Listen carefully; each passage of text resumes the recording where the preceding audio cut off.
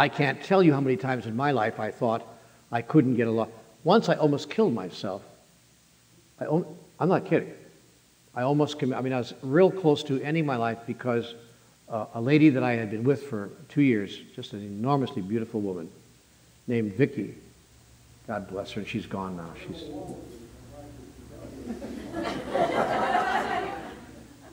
She's left the planet. She passed on about 4 or 5 years ago, but we weren't together then. But she was with me, and she was just everything. You know, I can't even tell you. Victoria and I were like, that was it. That was it. We were like the perfect couple. And then it wasn't anymore. And by the way, I want to share with you an anecdote about that too. I've told this at retreats before. You guys have heard this story before. When she did the earring thing, Vicky had beautiful long hair, and the only way she could put earrings on would be to do this peculiarly feminine thing that only women do, and guys, I guess, with long hair, which is to go like this, you know? And so one day we were dressing up to go out, and I was dressed to kill, and she was dressed to kill, and we were ready to go out. And I walked into the little vanity area of our dressing room, and she was doing this little dainty thing that ladies do, putting in her earring, and I looked at her, and I just was struck by her beauty and by the wonder of her. And I looked at her, and I said, oh my God, what is someone like me doing with someone as incredible as you? How did this ever happen to me? And she looked at me in the mirror. She saw my reflection in me, and she went, took the earring out and threw it down, took the other earring out and threw it down, reached behind her, took off her little brooch and threw it down, and she took off, and I said, what the hell's going on? She said, I'm not going anywhere with you. I said, what? She said, I'm not going out with you. I'm not going anywhere with you. I said, help me understand a woman's mind. Will that be 2 lanes or 3, you know? I thought I gave you a wonderful compliment there. And she looked at me and she said, compliment? Compliment? What the hell are you telling me about my taste? If you think that about yourself, you don't think you deserve me? What are you telling me about my taste? How low did I have to reach to get you? And I just stood there shocked. I just went, whoa. I never thought that. And she looked at me and she said, until you see yourself as equal to me, I will not step out of this house with you.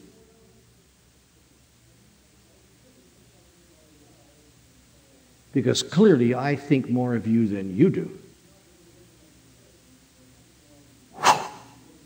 That moment was transformative. I mean, it's 35 years later, and I remember that moment like it was yesterday. I never again complimented a woman. No, I mean, I never. No, it's not what I meant. No, I mean, I never again. I never again put myself down like that. You know, and you see what I'm saying? So that relationship ultimately ended, due basically to my insecurities, because I was clinging, and gave her no space at all, just no freedom, just. And she said, I can't do this. I can't do this. And I went crazy. You got to know that, I was so addicted, because it looked to me like this is it. Can't be happy with anybody else. This is it. And I started following, you know how you get sick? I started following her in my car to see where she was going and what she was doing. Who was she seeing? What was she, what you know? I sat out in front of her house across the street and just watched for weeks to see if she was going to, this is sick, right? What are you laughing at, Karen? You're the person, but you said we weren't going to say anything about this. And I started, and I would pepper her when I would see her with questions. What'd you do last week? Well, who were you with? Well, what did you, it was driving me crazy. Can you understand? Anybody ever act like this? Hello, raise your hand if you did. Be honest. There you go, half the room. People do that because they're into an addiction. It's an addiction. It's absolutely addictive. And they start acting nuts. around that. Instead of going, you know what? Whoa, time to let it go.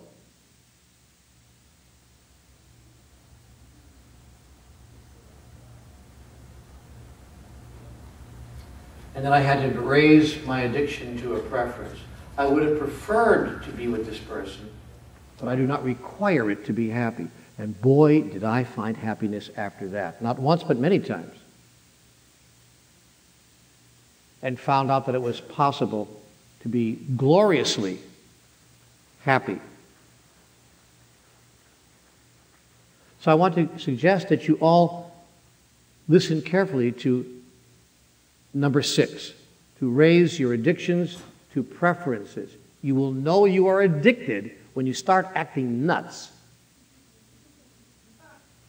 You know, and the night that I really got it was when I sat out in front of her house and I saw a guy. This is a true story. I'm telling you a true story. I sat there across. I saw a guy go in around 8 o'clock, and of course, you know, he didn't come out till around 11:30 or 12 o'clock. What could they have been doing during that time? What do you suppose?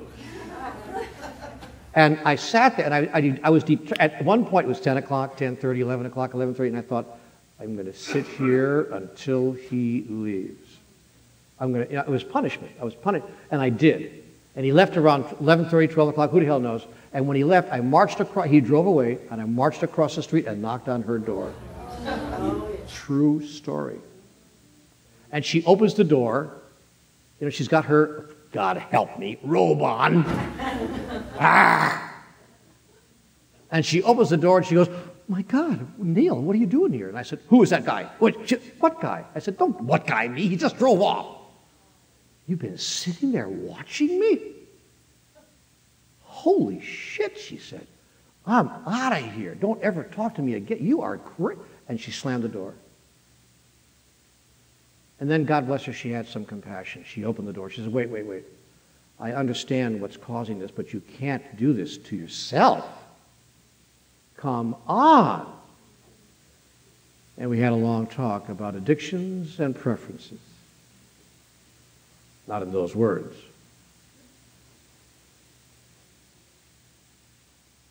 I know guys who've killed themselves because they lost a job.